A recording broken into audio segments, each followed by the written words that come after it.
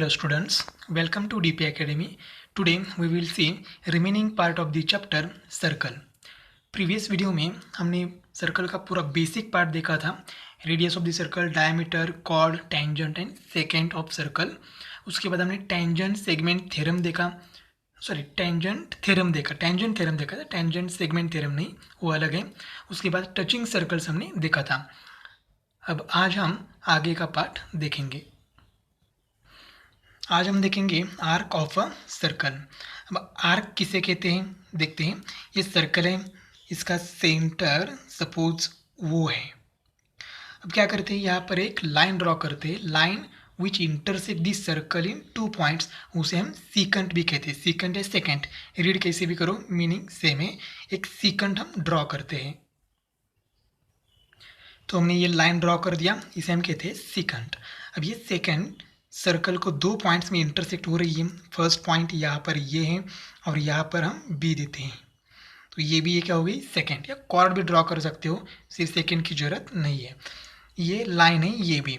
अभी इस लाइन की वजह से सर्कल के 2 पार्ट हुए. देखो ये ऊपर वाला एक पार्ट है और ये नीचे वाला एक पार्ट है. अब सर्कल के पार्ट मैं नहीं कहूँगा, सर्कल के सरकमफरेंस के 2 पार्ट हुए. सरकमफरेंस किसे कहते हैं, अगर सपोज ये पूरा सर्कल है, यहाँ पर ये पर हमने सर्कल कट कर दिया और उसको स्ट्रेट कर दिया, ठीक है, तो वो क्या हो जाएगी, लाइन हो जाएगी. तो उस लाइन का मेजरमेंट, उस लाइन की लेंथ, उसे हम कहते हैं सरकमफरेंस. तो देखो यहाँ पर सर्कल के 2 पार्ट हुए, सरकमफरेंस के 2 पार्ट हुए. एक है, मैं यहाँ पर एक पॉइंट लेता हूँ x और यहाँ पर एक पॉइंट लेता हूँ y. तो यहाँ पर देखो ये एक्स बी और यहाँ पर ये वाई बी, ये सरकमफरेंस के 2 पार्ट हुए. तो हर एक पार्ट को हम कहते हैं आर्क ऑफ द सर्कल. तो यहाँ पर इस लाइन की वजह से सर्कल के 2 पार्ट हुए. एक ये पार्ट ये एक्स बी और ये दूसरा ये वाई बी. हर एक पार्ट को हम कहते हैं आर्क ऑफ अ सर्कल. अब यहाँ पर आप देख रहे हो ये छोटा आर्क है और ये क्या है, बड़ा आर्क है. अब छोटा आर्क है तो उसे कहते हैं हम माइनर आर्क, और ये बड़ा जो आर्क है उसे कहते हैं मेजर आर्क.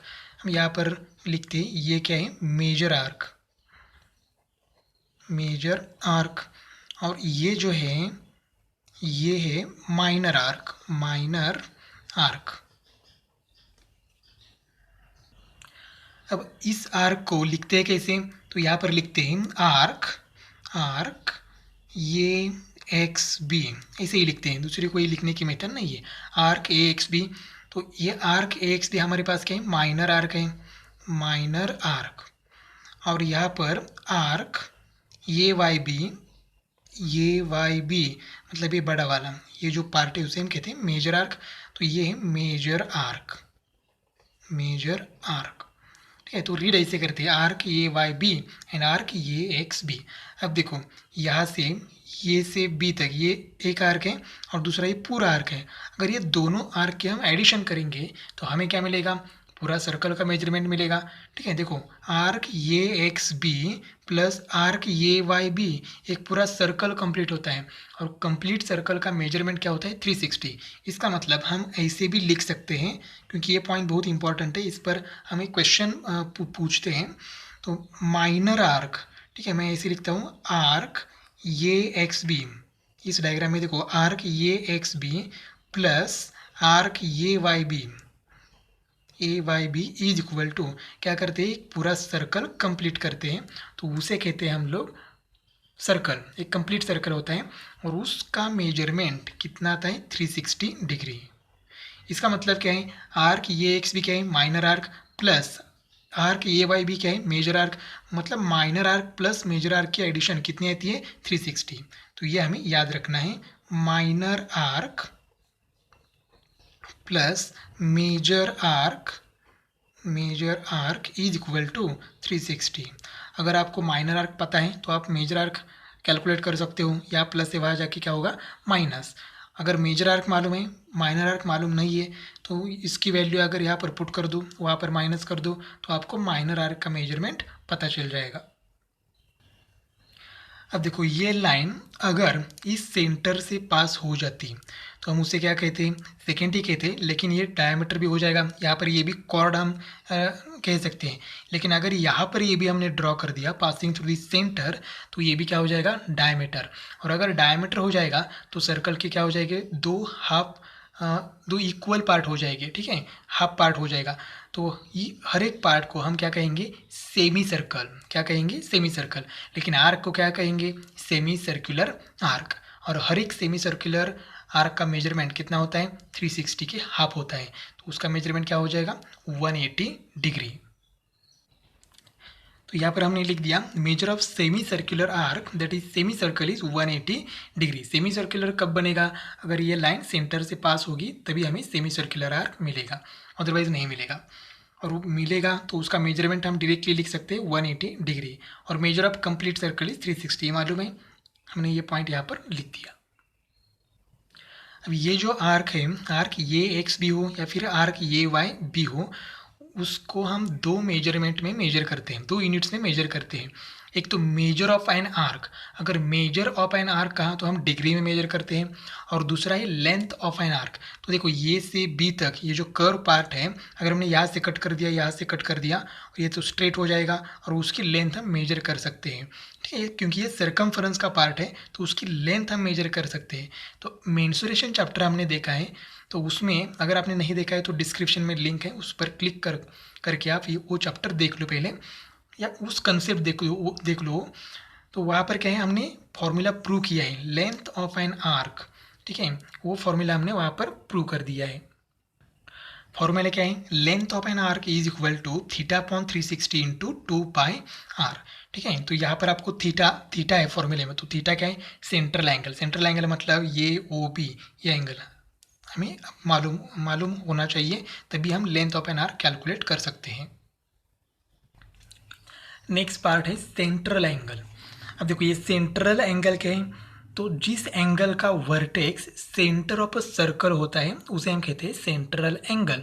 फॉर एग्जांपल यहाँ पर एंगल है, एंगल ए ओ बी, ठीक है। तो ये एंड बी क्या है, ये एंड पॉइंट ऑफ एंगल, और ये जो वो है वो क्या है, वर्टेक्स ऑफ अ एंगल। और ये वर्टेक्स कहाँ पर है, सेंटर ऑफ द सर्कल है। तो इस एंगल को हम कहेंगे सेंट्रल एंगल, और सेंट्रल एंगल हम रिप्रेजेंट करते हैं थीटा से।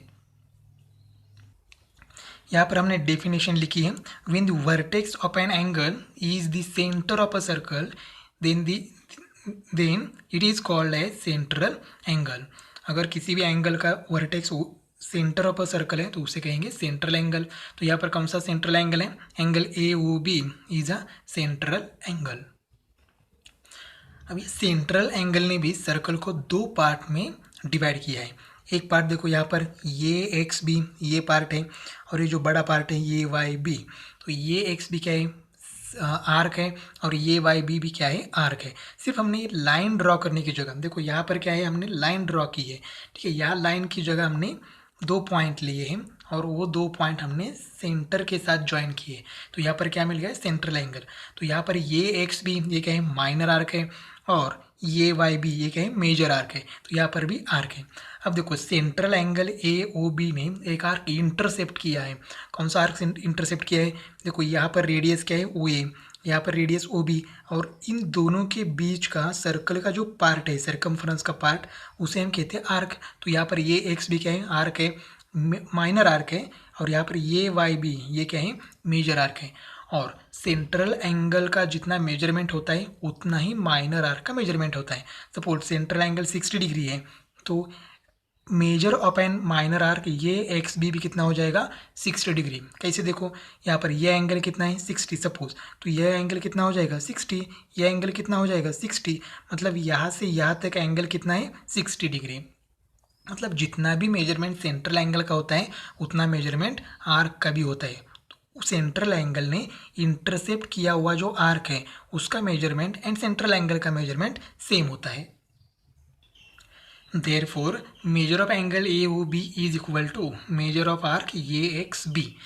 AXB क्या है, माइनर आर्क, और AOB क्या है, सेंट्रल एंगल, इनका मेजरमेंट सेम होता है। तो इसे हमने वर्ड में लिखा, measure of central angle is equal to measure of minor arc. अगर माइनर आर्क मालूम हो गया तो 360 से माइनस कर लो उसका मेजरमेंट, तो हमें क्या मिलेगा, मेजर आर्क मिलेगा। तो ये फॉर्मूला और ये फॉर्मूला हमें याद रखना है। अब हम एक थ्योरम प्रूव करते हैं। थ्योरम क्या है, the chords corresponding to congruent arcs of a circle और कॉन्ग्रुएंट सर्कल आर कॉन्ग्रुएंट। देखो यहाँ पर क्या दिया है, गिवन क्या है, देखो पहले, the chords corresponding to congruent arc, मतलब आर्क क्या है, कॉन्ग्रुएंट है, मतलब एक सर्कल के आर्क क्या है, दो आर्क हैं वो कॉन्ग्रुएंट है ऑफ अ सर्कल, एक ही सर्कल हो सकता है, और कॉन्ग्रुएंट सर्कल।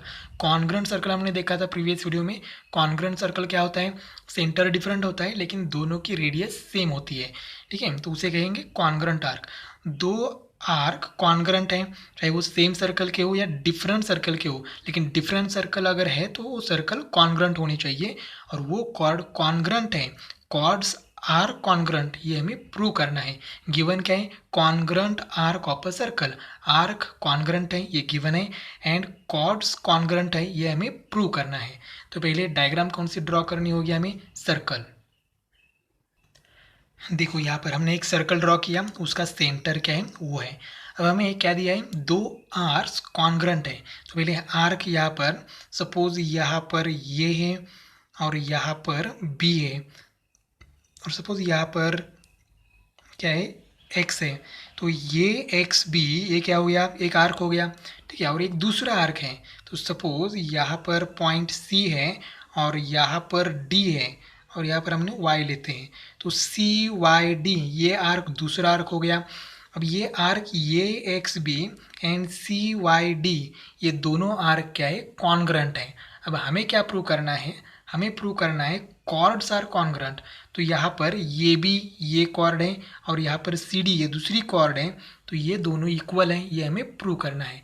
तो पहले क्या करेंगे, यहाँ पर कंस्ट्रक्शन करेंगे, ठीक है, गिवन में तो इतना ही दिया है, अब कंस्ट्रक्शन करना होगा, segment O B, segment O A, O B, O C and O D, ये हमें ड्रॉ करना है। तो देखो हमने यहाँ पर कंस्ट्रक्शन कर दिया, यहाँ पर आर्क ये भी ड्रॉ किया और आर्क सी डी भी ड्रॉ किया, सॉरी कॉर्ड है, chord A B and chord C D. अब गिवन में लिखते हैं, गिवन में देखो क्या है, गिवन में सिर्फ इतना दिया है, एक सर्कल है और उस सर्कल के दो आर्क क्या है, कॉन्ग्रुएंट है। तो in circle with centre O, in circle with centre वो, विथ सेंटर ओ, सर्कल है उसका सेंटर ओ है, और वहाँ पर दो आर्क क्या है, कॉन्ग्रुएंट है। तो हम लोग ऐसे लिख सकते हैं, आर्क ये एक्स बी, आर्क ये X B is equal to arc C Y D, ये दोनों आर्क क्या है, कॉन्ग्रुएंट है। अब ये इक्वल हो गया तो कॉन्ग्रुएंट के लिए हम यहाँ पर ऐसे लिख सकते हैं, तो ये कॉन्ग्रुएंट का सिंबल है, आर्क ये X B congruent arc C Y D, इतना गिवन है। अब हमें प्रूव क्या करना है, टू प्रूव,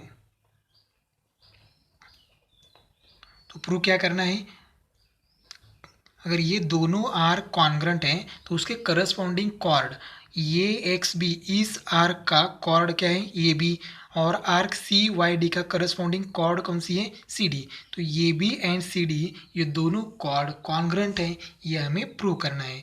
तो लिखेंगे टू प्रूव में, chord, chord A B congruent chord C D, ये हमें प्रूव करना है।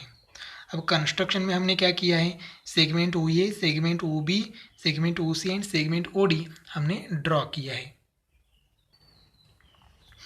अब हमें प्रूव करना है, तो प्रूफ में क्या लिखेंगे, देखो यहाँ पर दो आर्क क्या है, कॉन्ग्रुएंट है, आर्क ये X B congruent arc C Y D, ये तो गिवन है। तो एक बार फिर से लिखते हैं यहाँ पर, आर्क, आर्क ये एक्स बी कॉन्ग्रुएंट आर्क ये सी वाई डी, दोनों आर्क क्या है, कॉन्ग्रुएंट है। अब आर्क कॉन्ग्रुएंट है इसका मतलब क्या है, उसका मेजरमेंट सेम है, मेजरमेंट इक्वल है, मेजरमेंट सेम है। तो इसको ऐसे लिख सकते हैं, देयरफॉर मेजर ऑफ आर्क ये X B is equal to measure of arc C Y D, दोनों का मेजरमेंट सेम है, इक्वल है।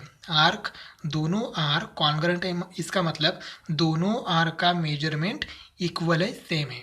अब यहाँ पर देखो ये एक्स बी ये क्या है, माइनर आर्क है, ठीक है। तो उसने उसका एंगल, उसका अपोजिट एंगल क्या है, central angle, A O B, ठीक है। देखो ये आर्क है, ये एक्स बी, तो ये आर्क किस एंगल का अपोजिट आर्क है, क्या किस एंगल ने इसको इंटरसेप्ट किया है, तो central angle A O B. अभी हमने देखा प्रीवियस कंसेप्ट में सेंट्रल एंगल एंड उसने इंटरसेप्ट किया हुआ माइनर आर्क, उसका मेजरमेंट क्या होता है, सेम होता है। अगर मेजर ऑफ आर्क ये एक्स बी एंड ये एंगल ए ओ बी, ये दोनों की वैल्यू क्या है, सेम है। तो हम लोग मेजर ऑफ आर्क ये एक्स बी की जगह हम लोग लिख सकते हैं major of angle A O B is equal to arc C Y D. देखो आर्क सी वाई डी, ये आर्क सी वाई डी है, तो इस माइनर आर्क को किस एंगल ने इंटरसेप्ट किया है, तो एंगल सी ओ डी, ये सेंट्रल एंगल है। तो ये सेंट्रल एंगल एंड इसने इंटरसेप्ट किया हुआ ये आर्क, माइनर आर्क, इसका मेजरमेंट क्या है, इक्वल है।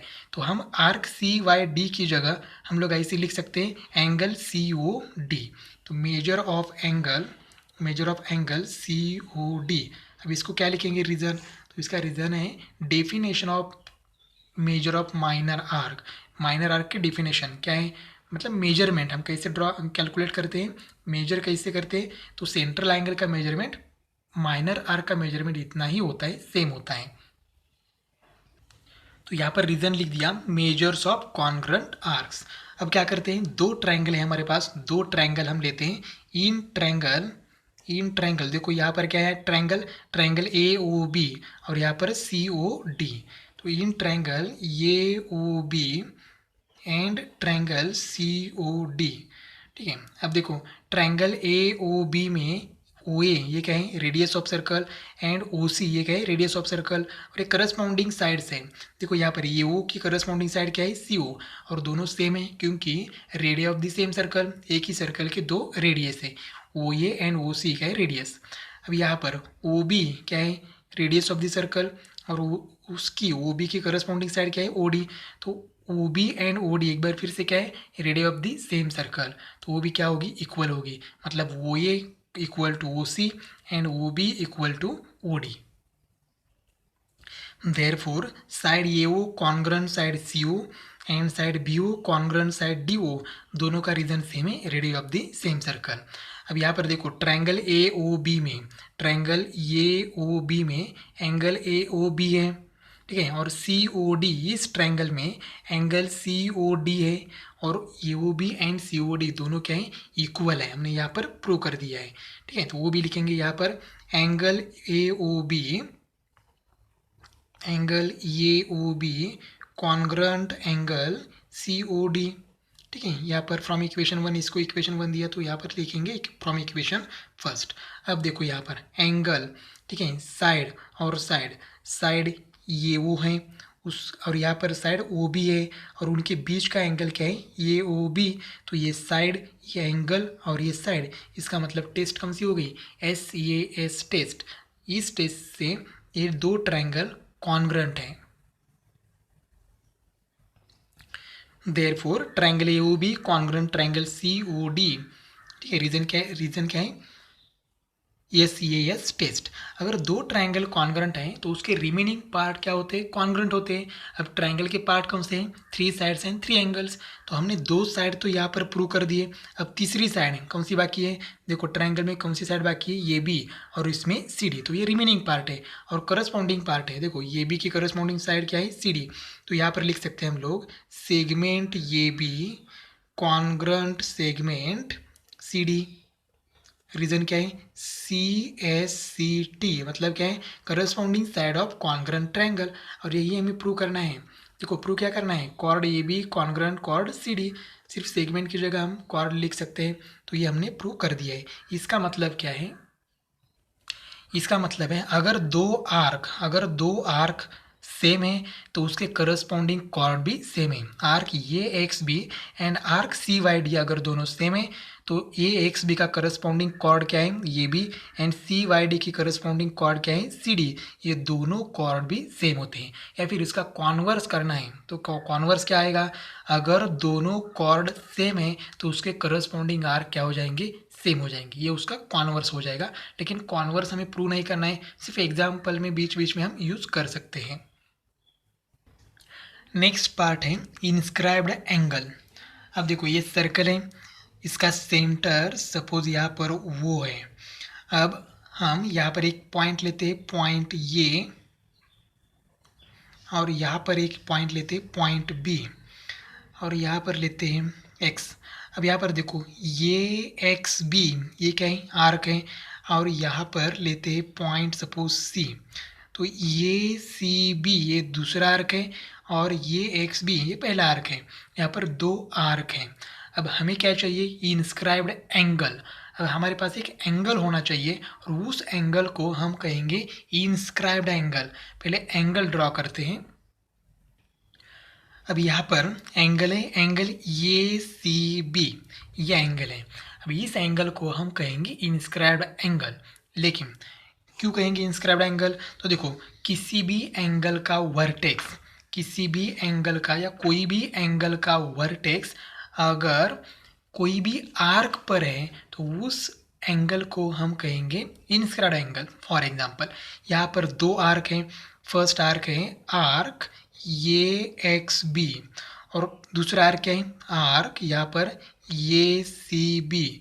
देखो यहाँ पर ये एक्स बी ये आर्क है, और दूसरा आर्क है आर्क ये सी बी।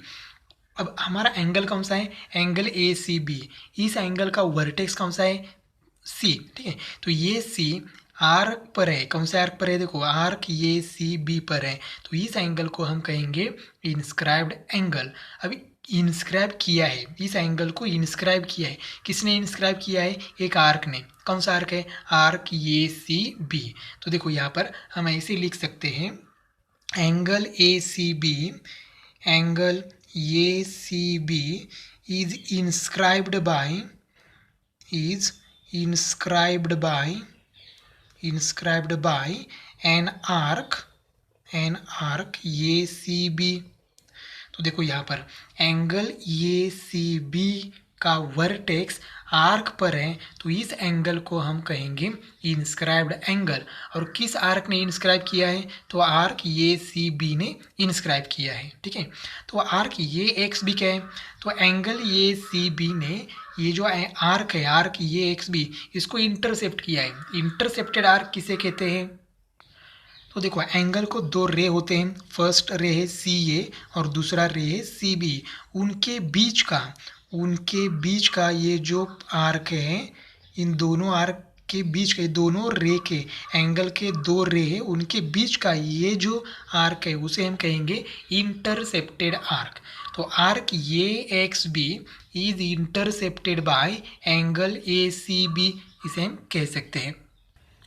तो देखो ये बहुत समझना बहुत ज़रूरी है। एंगल ये सी बी ये क्या है, इंस्क्राइब्ड एंगल।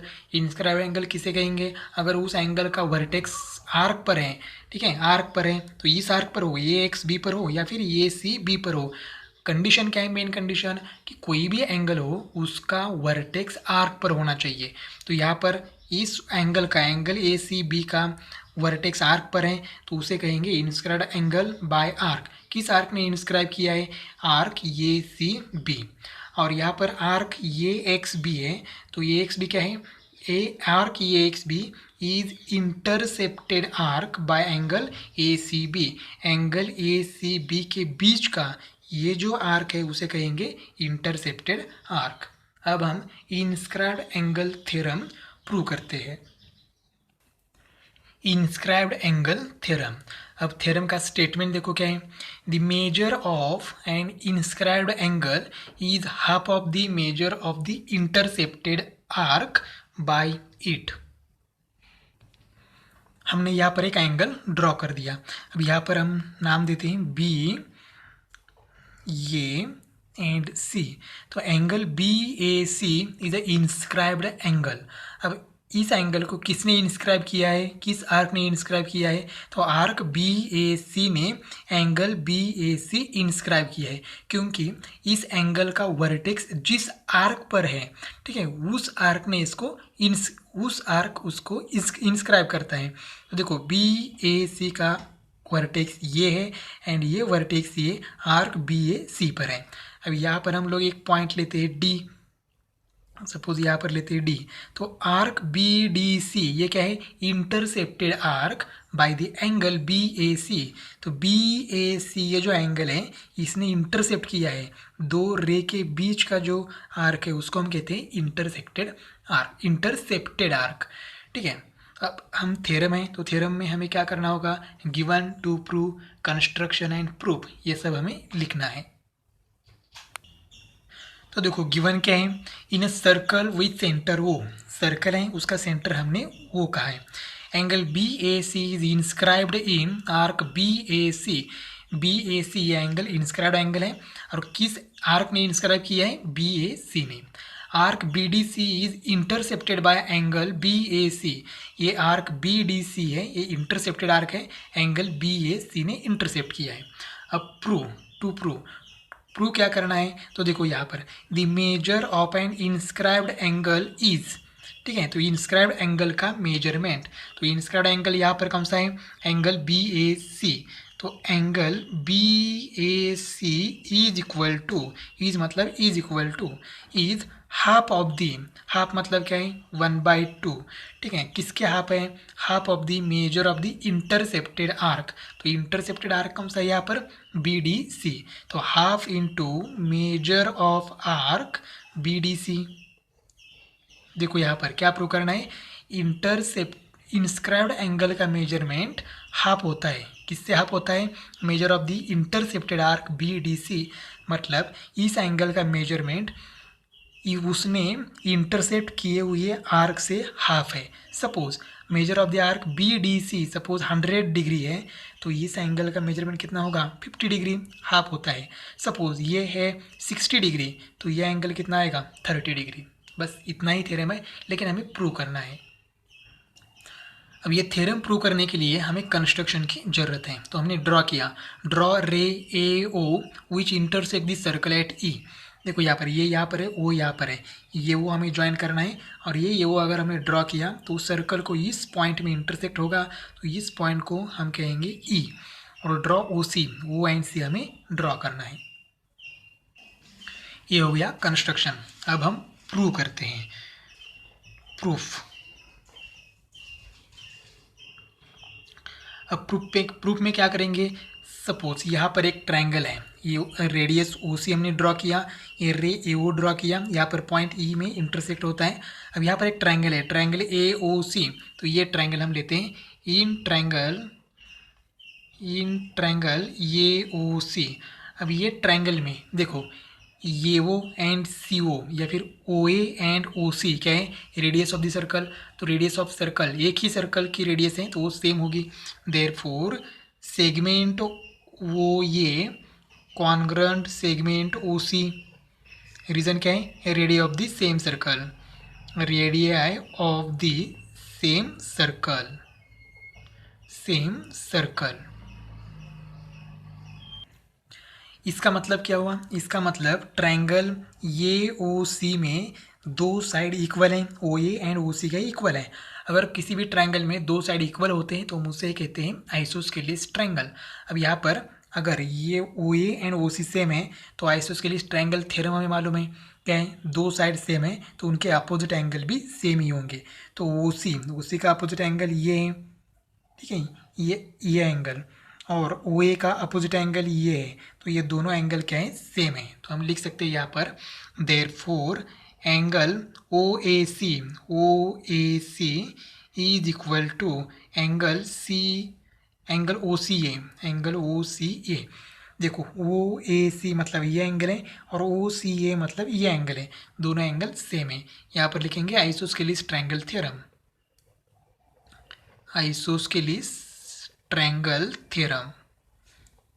दो साइड सेम है तो उनके अपोजिट एंगल सेम ही होते हैं। अब इन दोनों का मेजरमेंट हमें मालूम नहीं है, तो हम लोग क्या कहेंगे उसे, एक्स कहेंगे, तो angle O A C is equal to angle O C A is equal to X degree. इसको हम कहेंगे इक्वेशन नंबर फर्स्ट। अब देखो यहाँ पर ये ट्रायंगल है ये ओ सी। अब इस ट्रायंगल के बाहर ये जो एंगल है, ठीक है, ये एंगल ई ओ सी, ये जो एंगल है ये क्या है, ट्रायंगल के बाहर एंगल है, ट्रायंगल ए ओ सी के बाहर है। तो बाहर एंगल है, इसका मतलब ये क्या हुआ, एक्सटर्नल एंगल, या फिर उसे कहते हैं exterior angle. Therefore, angle EOC is an exterior angle of triangle AOC। इस ट्रायंगल के बाहर है। अब एक्सटीरियर एंगल का मेजरमेंट हमें कैलकुलेट करना है, तो हमने एक थ्योरम पढ़ा है, रिमोट इंटीरियर एंगल थ्योरम। तो इस एंगल का मेजरमेंट, एक्सटीरियर एंगल का मेजरमेंट कितना होता है, उसके रिमोट इंटीरियर, रिमोट मतलब क्या है, दूर के एंगल। तो देखो इस एंगल का एडजेसेंट एंगल कौन सा है, ये एंगल ओ, ठीक है, ट्रायंगल का इंटीरियर एंगल, ये एंगल छोड़ देना है, मतलब एक्सटीरियर एंगल का एडजेसेंट एंगल जो कि ट्रायंगल का इंटीरियर एंगल है वो छोड़ देना है, और दूर के एंगल, ये एंगल और ये एंगल, उसके एडिशन किया तो हमें क्या मिलेगा, यहाँ पर एक्सटीरियर एंगल का मेजरमेंट मिलेगा।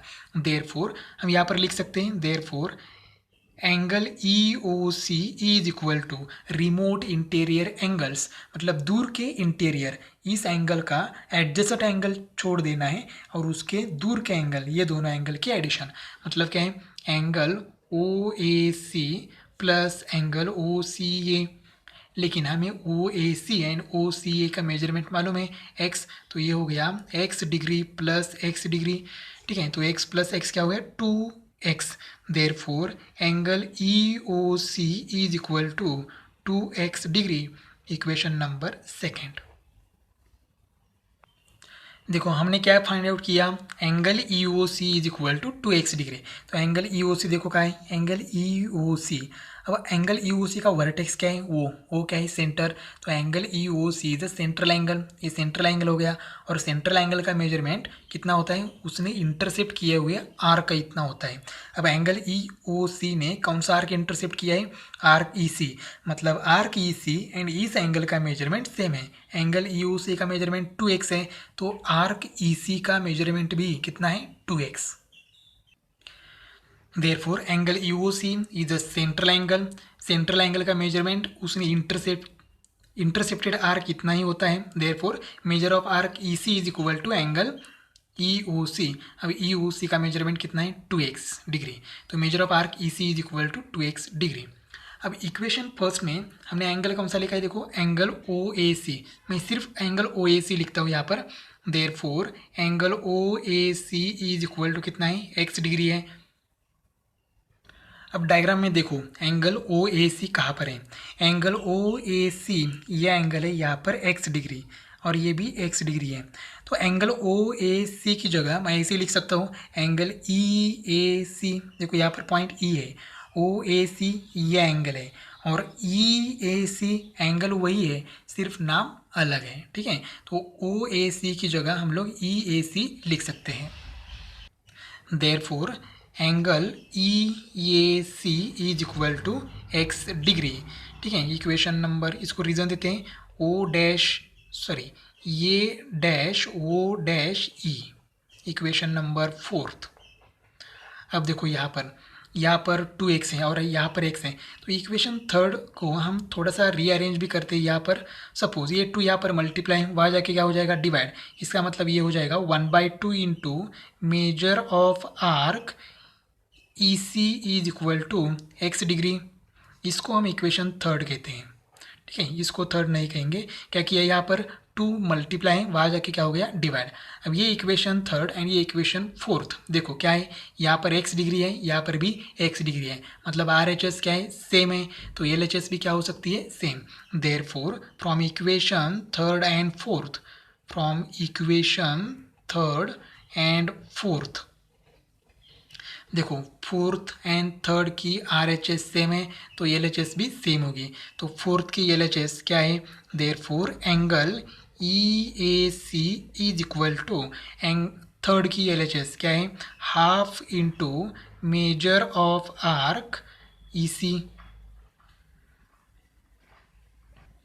तो देखो क्या आ गया, angle E A C is equal to half into measure of arc E C. लेकिन हमें एंगल ई ए सी नहीं चाहिए, हमें चाहिए बी ए सी। डायग्राम में देखते हैं ये कौन सा एंगल है। तो देखो हमने क्या प्रूव किया, एंगल ई ए सी का मेजरमेंट ई सी आर्क ई सी से हाफ होता है, ठीक है, ये हमने अभी प्रूव किया। लेकिन हमें एंगल क्या चाहिए, बी ए सी।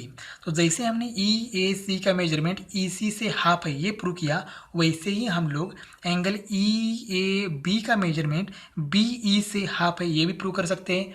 उसके प्रूफ के लिए क्या करना होगा, यहाँ से ओ से बी ज्वाइन करना होगा, ये भी फिर आइसोस्केलेस ट्रायंगल हो गया, मतलब same to same procedure repeat करनी है।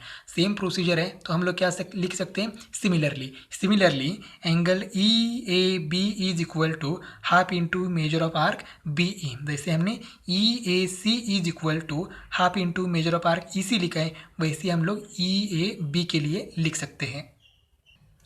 ये जो हमने प्रूव किया angle E A C is equal to half into measure of arc E C, इसको हम कहेंगे इक्वेशन नंबर 5। सिमिलरली देखो हम लोग क्या प्रूव कर सकते हैं, एंगल ई ए बी। तो यहाँ पर लिखना है angle E A B is equal to half into measure of arc. अब ई ए बी ने कौन सा आर्क इंटरसेप्ट किया है, बी ई। तो यहाँ पर क्या लिखेंगे, आर्क बी ई। ये है इक्वेशन नंबर 6। अब हमें चाहिए बी ए सी, एंगल कौन सा चाहिए, बी ए सी। अब हम क्या करेंगे, एंगल बी ए सी, अगर ये एंगल और ये एंगल दोनों के एडिशन किया तो हमें क्या मिलेगा, टोटल बी ए सी। तो ये एंगल कौन सा है यहाँ का, ई ए सी, और ये एंगल कौन सा है, ई ए बी। मतलब हम लोग ऐसे लिख सकते हैं, देयरफॉर हमें एंगल कौन सा कैलकुलेट करना है, angle B A C is equal to, हम इन दोनों एंगल के एडिशन करेंगे, E A C and E A B दोनों एंगल के एडिशन करेंगे। तो ये हो जाएगा angle E A C plus angle E A B, दोनों एंगल के एडिशन किया तो हमें टोटल एंगल मिलता है B A C, angle addition, ठीक है, एडिशन प्रॉपर्टी हमने अप्लाई कर दिया। अब यहाँ पर देखो ई ए सी की वैल्यू इक्वेशन नंबर 5 में एंड ई ए बी की वैल्यू इक्वेशन नंबर 6 में है, तो दोनों की वैल्यू यहाँ पर पुट करेंगे।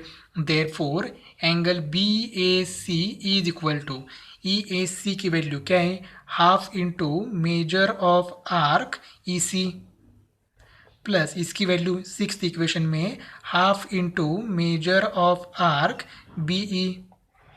यहाँ पर लिखो from equation 5th and 6th, from equation 5th and 6th। अब यहाँ पर क्या करेंगे, देखो इस फर्स्ट टर्म में हाफ है और सेकेंड टर्म में भी हाफ है, तो हाफ कॉमन निकालते हैं। Therefore angle B A C is equal to, half common निकालने के बाद क्या रहेगा यहाँ पर, measure of arc E C plus measure of arc B E, ठीक है।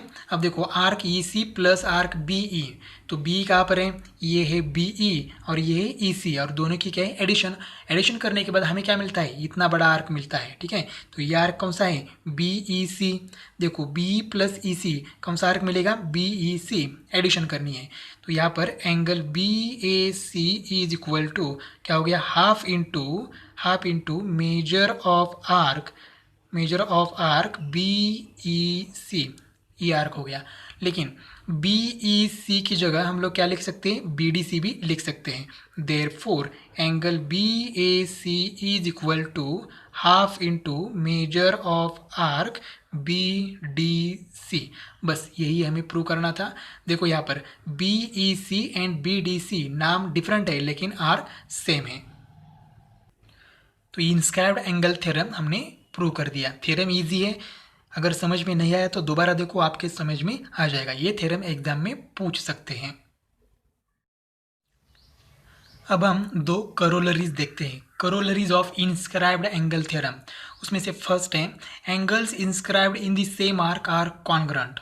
अब हमारे पास दो एंगल्स हैं, इंस्क्राइब्ड एंगल्स हैं, लेकिन दोनों को सेम आर्क ने इंस्क्राइब किया है। अगर दोनों आर्क सेम आर्क ने इंस्क्राइब किया है तो वो दोनों एंगल क्या होंगे, कॉन्ग्रुएंट, मतलब सेम मेजरमेंट के होंगे। डायग्राम ड्रॉ करते हैं पहले। देखो यहाँ पर सर्कल है विथ सेंटर वो। अब यहाँ पर दो एंगल है, दो एंगल्स हैं। फर्स्ट है पी क्यू आर, ये एंगल है, इसका वर्टेक्स एक आर्क पर है, आर्क पी क्यू आर पर है, ठीक है।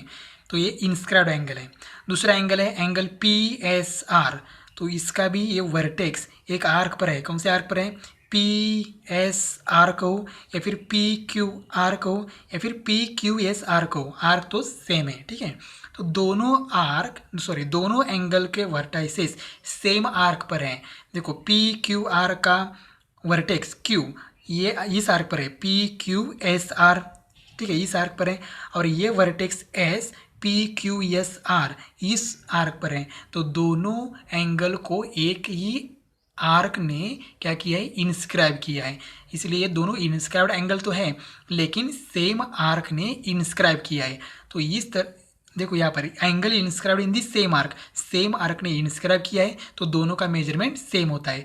मतलब ये एंगल और ये एंगल दोनों का मेजरमेंट सेम होता है, ठीक है। अब दूसरी तरीके से समझते हैं। देखो ये इंस्क्राइब्ड एंगल है पी क्यू आर, ये इंस्क्राइब्ड एंगल है।